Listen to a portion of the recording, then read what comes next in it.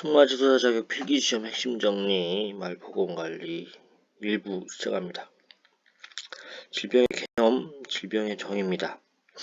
질병이란 동물이 내적, 외적 환경의 영향에 대응해서 평형을 유지할 수 없는 상태입니다. 질병 발생의 3대 요인은 숙주, 집단, 병원체, 환경 되겠습니다. 이 숙주를 딴 거로 내서 시험에 한번 놨었어요.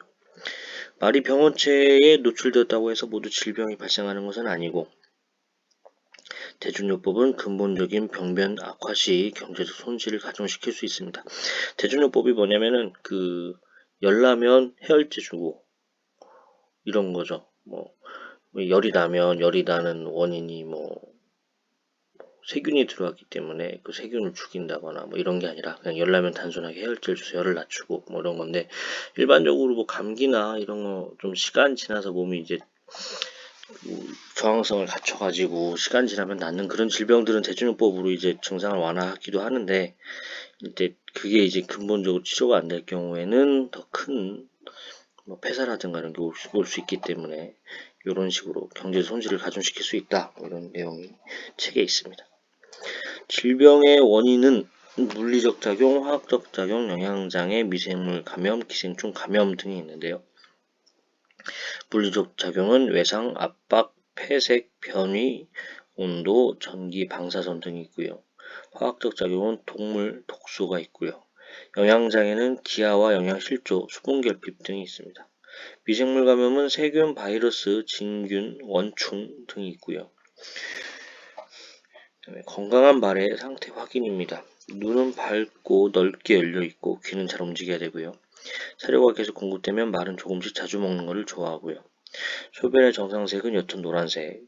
체온, 맥박, 호흡수는 휴식 중인 건강한 말에게는 뚜렷한 변화가 없죠. 그래서 휴증인 말의 정상적인 심장 박동수는 32에서 42회, 호흡수는 분당 8에서 12회, 정상 체온은 36에서 38.5도 되고요.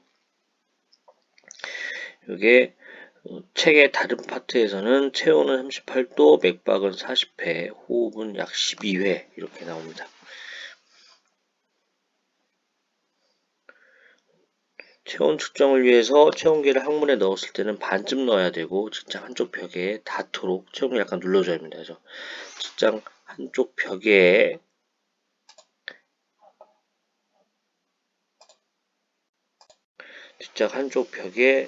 닿아야 이 온도가 체크가 제대로 된다, 이렇게 할 수 있겠습니다. 건강한 말의 잇몸은 점막이 핑크색을 띠고 모세혈관 재충전 시간은 2초 이내가 되겠습니다. 맥박은 말의 왼쪽 팔꿈치 뒤에 청진기를 사용하여 측정할 수가 있고요. 부는 먹이에 따라 녹갈색에서 황금빛 갈색으로 촉촉하고 땅에 떨어질 때 약간 부서져야 됩니다. 호흡기계 구조입니다. 전두동, 이마 안에 있는 굴이다, 이렇게 다음 검색하면 이렇게 나오는데요. 보기로 나온 적이 있어서 제가 한번 소개를 시켜드린 거고요. 시험에서는, 교재에서나 시험에서는 이렇게 중요하게 나오지 않습니다. 중위관격 주머니, 중위관, 즉 유스타키오관의 지지연골 사이에 배 쪽 틈새를 통해 관의 점막 속층이 빠져나옴으로써 형성이 되는데, 말을 비롯한 홑, 발굽, 동물류에서 볼 수 있는 특이한 구조고요. 분비물이 내부에 축적되면 부어올라서 만질 수 있게 됩니다. 상악동은 이것도 보기에 나왔는데 교재나 책에는 그렇게 심도 있게 다루는 부분은 아닙니다.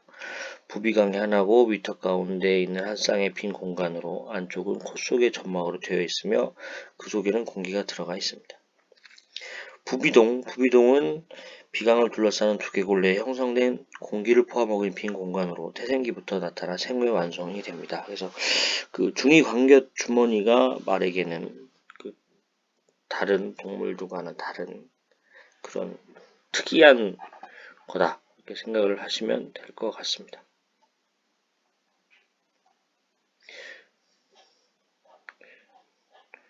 부비동에서는 오히려 농성염증, 그게 이제 축농증인데, 이게 이제 머리를 아래로 숙일 때 농성 콧물이 다량으로 흘러내리며 호흡곤란을 보인다, 이런 부분들이 오히려 시험에 날지 않을까 생각이 됩니다.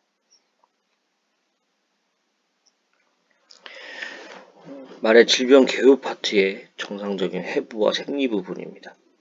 말의 척추는 이건 마학에서도 나오는데 말 보건관리에서 가끔 시험에 나옵니다. 경추 7개, 흉추 18개, 요추 6개, 천추 5개, 미추 15에서 22개. 인대는 뼈와 뼈를 연결하는 결합 조직성 구조. 말의 자궁은 해부학적으로 쌍각자궁, 둣불자궁으로서 Y자 형태입니다. 내분비계를 통제하는 내분비선은 호르몬이라는 생체 조절 물질을 도관 없이 직접 혈관 내에 분비를 합니다. 말은 주로 운동 후나 통증이 있을 때, 흥분했을 때 고체온 시에 많은 양의 땀을 흘리고요. 앞말은 36개의 치아가 있으나 수말은 40개가 있는데 송곳니가 수말에게만 있기 때문입니다. 그래서 앞니, 전구치, 후구치, 근데 이게 상하, 좌우 4개가 있으니까 36개고요.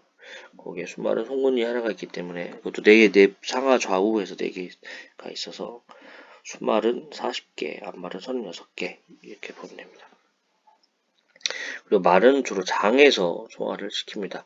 그 단위동물이라고 하죠. 소 같은 그 위가 4개 반추동물이 아니라 위가 하나의 단위 동물이기 때문에 주로 장에서 소화가 되겠습니다. 그래서 뭐 책에는 없는 내용인데 소가 말은 위는 작고 대장이 큰데 소는 위가 크고 대장이 작죠. 뭐 그런 차이가 있습니다.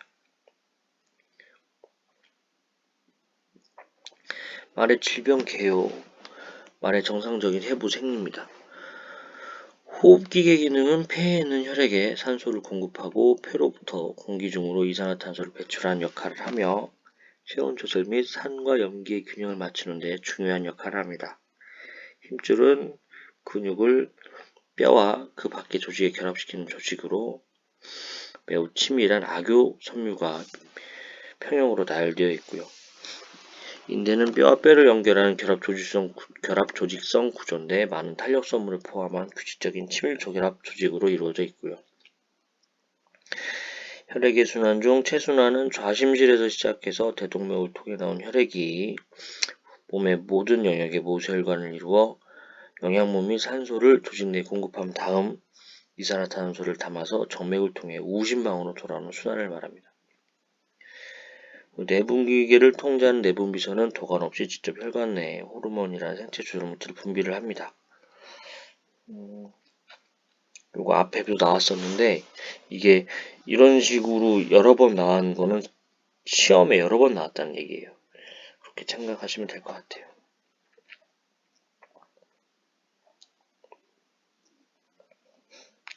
말의 신경계, 중추신경계는 뇌와 척수로 구성되어 있다. 손해는 말의 균형을 유지하는 역할을 담당하고 있다. 중뇌와 뇌간의 손상 시 안면마비가 나타난다. 척수가 손상을 받으면 허약, 뻣뻣함, 근육운동 실조, 사지마비 등을 나타내고요. 대뇌의 질병이 발생하면 발작, 경증 내지 우울증의 침울, 행동의 이상 등을 나타냅니다. 말의 주요 질병, 운동기계 질병입니다. 골절, 외력의 작용이 강하여 뼈가 부분적으로 또는 완전히 끊어진 상태가 골절, 염좌, 관절의 정상 가동 범위를 넘은 외부 힘이 가해졌을 때 일어나는 외상, 탈구, 관절을 구성하는 뼈, 연골, 인대 등의 조직이 정상적인 생리적 위치 관계에서 이동한 상태, 좌상, 과도한 스트레칭으로 근섬유가 찢어지는 등의 근육 손상, 골연골증, 심한 운동을 지속적으로 하게 되면 관절에서 두 뼈가 서로 맞닿는 연골이 깨져 관절면이 거칠어지거나 부분적 마모를 보이는 증상이 되겠습니다. 운동기계 질병, 요거는 매번 나오니까 꼭 아셔야 돼요. 백선열, 백선 부위가 외부의 충격 및 세균의 증식으로 인해 훼손되거나 썩어 제벽이 분리된 거고요. 백선은 살아있는 각질과 죽은 각질로 나뉘는데 편잔목옷을 박을 때 경계가 되는 중요한 기준이 되겠습니다. 의동, 개미 의자를 써서 개미굴이라고 보시면 되는데 제천부에서 제벽과 감각층이 분리되는 것으로 그 사이 공간이 푸석푸석한 각질로 채워지는 형상이 마치 개미굴 같아서 의동이라고 합니다. 발굽이 과도하게 자라서 제종이 제벽을 밖으로 밀어내게 돼서 감각층에 압력을 가함으로써 제벽층과 분리가 되고요. 감각층과 제벽 사이가 갈라지면 국칼로 도려내고 각질이 성장하여 빈 곳이 채워지도록 하거나 제축부와 제천부의 폭이 넓은 편자를 하면 도움이 됩니다. 열제, 발굽의 외상이나 충격 건조 등으로 발굽벽에 금이 가서 갈라지는 질병이고요. 제차 불안은 제차가 썩어 문드러지고 악취가 나는 등 제차가 부식되는 발굽 질병이고요. 제차는 말이 달리면서 지변에 발굽을 디딜 때 미끄러지지 않도록 하는 브레이크 역할을 하고 탄력성이 있어서 지변으로부터 받는 충격을 흡수해주는 발굽의 매우 중요한 구조물이 되겠습니다.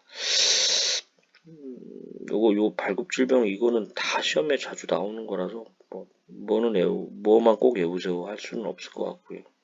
요거는 꼭 챙겨보시면 좋을 것 같습니다. 발굽 질병 이어집니다. 제저농양, 이물질에 의해 제조 부위에 관통상이나 좌상이 생기면서 염증이 퍼져 농양이 생긴 것. 제관농양, 발굽 측 연골의 만성 화농성 염증으로 제관대로부터 농형성 누가를 만드는 것이 특징이고요.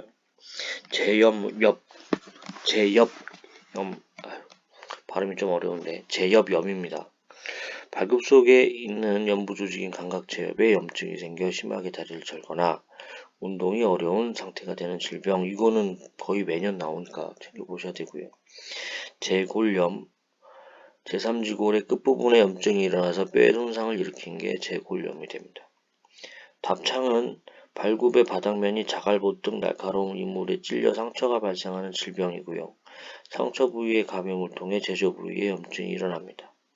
염증이 진행되어 제관부까지 염증이 파급되면 제관을 뚫고 농이 나오는데 치료를 위해 이물질을 제거하여 농을 배출시키고 감염 확산을 막기 위해 포대를 합니다.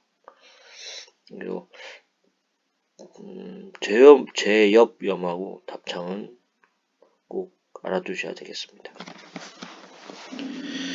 승마지도사 핵심 정리 막 1부를 마치겠습니다. 도움이 되셨다면 구독과 좋아요 부탁드립니다. 감사합니다.